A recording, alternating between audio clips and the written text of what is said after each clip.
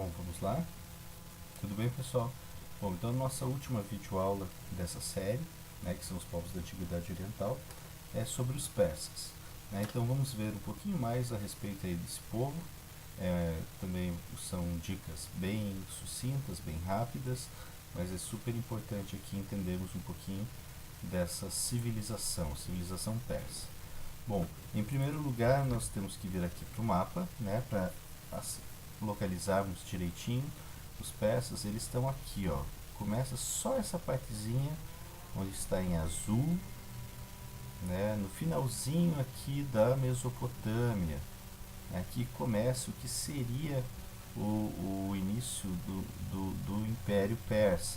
Tinha aqui o reino dos chamados persas, aqui mais ao sul, mais ao norte dos medos. Vai acontecer uma unificação, tá certo? Uma unificação territorial, né, entre os medos e persas, por isso que se fala também em povos medo-persas, né? E a partir dessa unificação eles começam a expandir o seu território, né? Vem aqui para ocupar toda a região da Mesopotâmia, Ásia Menor, onde hoje é a Turquia, a Palestina, e chegam a conquistar até o Egito, e chegam em territórios aqui próximos, já entrando no que hoje é a Índia. Então foi um vasto império, um império significativo, é uma região que compreende hoje, em termos da divisão política, é a região que compreende o atual Irã, certo? Então a maior parte do antigo reino da Pérsia corresponde ao território que hoje é o Irã. Inclusive passou a levar esse nome Irã a partir de 1935. Até então era conhecido como Pérsia mesmo. Tá? Como havia comentado, formou um império, né? Invadiram o Egito, nós já tínhamos falado sobre isso na aula sobre o Egito, né? Em 525, a Batalha de Pelusa, invadiram o Egito, ocuparam o Egito, e mais à frente esse grande império se bate diante de outro império que estava em expansão, que era o dos gregos. Tá? Então nós vamos ver lá, quando nós formos estudar a Grécia, nós vamos ver que vai acontecer um fato muito importante ali, as guerras médicas. Por que médicas? Não tem nada a ver com médico, medicina. Médicas por causa do povo medo-persa. Então as guerras médicas nada mais é do que a guerra entre os gregos e os persas, né? Por território, né? Eles estavam expandindo, em franca expansão. Aí a gente pode lembrar, por exemplo, o filme 300 de Esparta, né? Lembrar que aquele filme ele não tem preocupação em retratar a verdade do que foi aquela batalha, né, que de fato existiu, né, em cima de um fato histórico, né. Aí foi criado uma história em quadrinhos, né, o que a gente chama de graphic novel, né, e a partir dessa história em quadrinhos é que surgiu o filme, né. Então primeiro nós temos a história em quadrinhos, a graphic novel, do 300 de Esparta, e finalmente saiu o filme, né, que não tem muita preocupação com fatos históricos, não tem muita preocupação em retratar a realidade, mas se preocupa mais com o entretenimento. Tá? Então é bacana, é um filme bem legal, bem feito, né, tem um brasileiro participando, mas não nos serve como referência, nem para entender os gregos, muito menos para entender os persas. Ali o filme mostra os persas como selvagens, povos completamente animalescos, animalizados, enfim, tem uma forçaçãozinha de barra ali, tá certo? Então 300 Esparta é uma dica para a gente se divertir, não para estudar, ok? E aí a gente vai para os imperadores persas, os reis da Pérsia, que foram responsáveis pela expansão desse império. Então o primeiro rei, né, o que unifica o território, né, entre medos e persas, é o Ciro, né? O rei Ciro, aqui temos uma imagem dele, e o rei Ciro aqui, opa, não é esse, confundi, não é esse Ciro não, gente, É esse aqui. Agora sim, nós temos Ciro, fundador do Império Persa, primeiro imperador ali do território da Pérsia. Temos aí o filho dele na sequência, o Cambises, né? É o Cambises que é o responsável pela conquista do Egito, né? Ele que lidera a Batalha de Pelusa, né? Aqui numa versão bem mais prejudicada, digamos assim, bem estranha, parece mais um alface do que uma pessoa, mas é uma efígie, né? Numa moeda que remete ao Cambises. Né? De todos os imperadores persas, vale a pena lembrar do rei Dario I, tá? Rei Dario I, ele que organiza esse vasto império, né, dividindo o território em províncias, tá? Então ele faz a divisão em províncias e dá o nome dessas províncias de satrápias. Então as satrápias são as províncias que formam o Império Persa, tá? Elas vão ter governadores, né? Os sátrapas, né? Então homens importantes, homens de confiança do rei, né? Que deveriam se reportar a ele, obedecer ao rei, entregar os tributos. Então, como desde aquela época a questão aí da corrupção estava correndo já solta, então como uma medida de garantia, né, para evitar rebeliões, evitar o desvio de dinheiro, o rei Dario criou a função dos fiscais, né, homens de confiança dele, que passaram a ser chamados de olhos e ouvidos do rei. Né? Então eles estavam espalhados por todas as satrápias do império, né, verificando o que estava acontecendo, se nenhum governador estava enviando menos tributos, se estava armando alguma traição, enfim. Aparece essa figura aqui desses fiscais chamados de olhos e ouvidos do rei. Tá?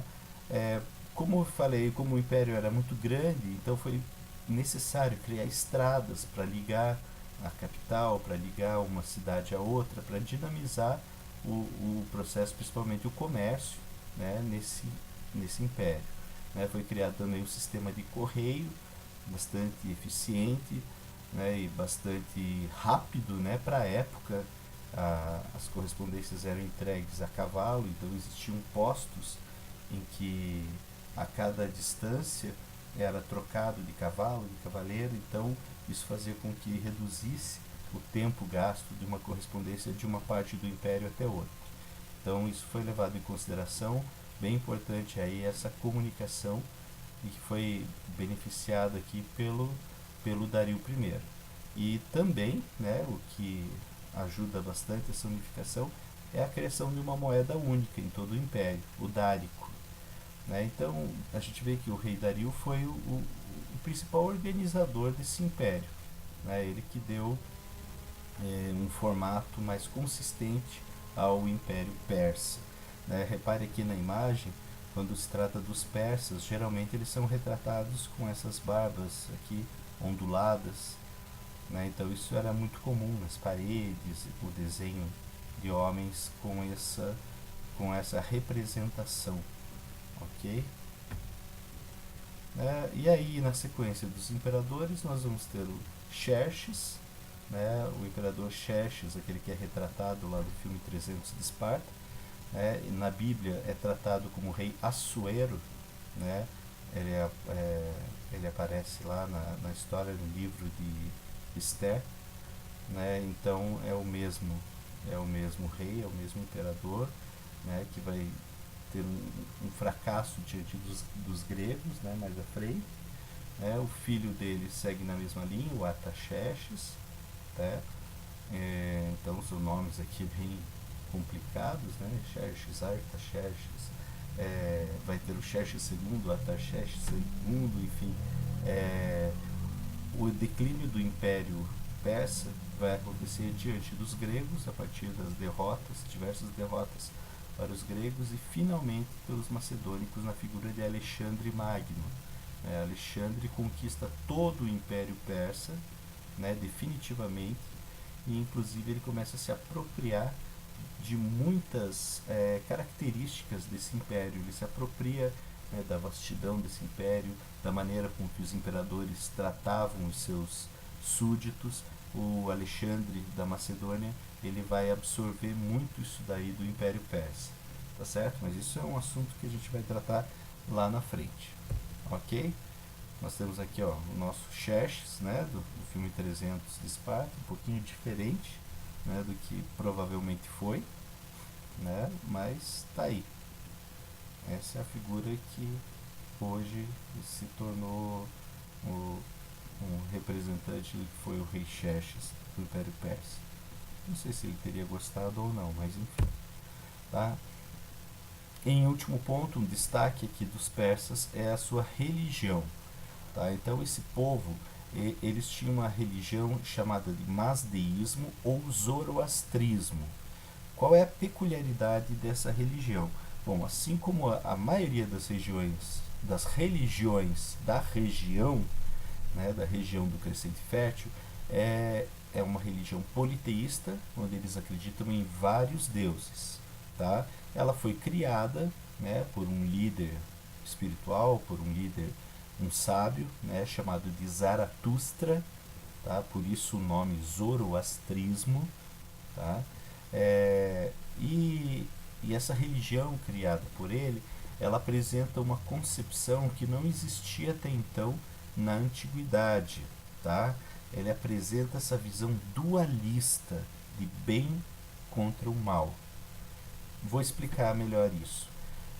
Se nós pegarmos a religiosidade egípcia, tomar ela como exemplo, nós vamos ver que eles possuem inúmeros deuses.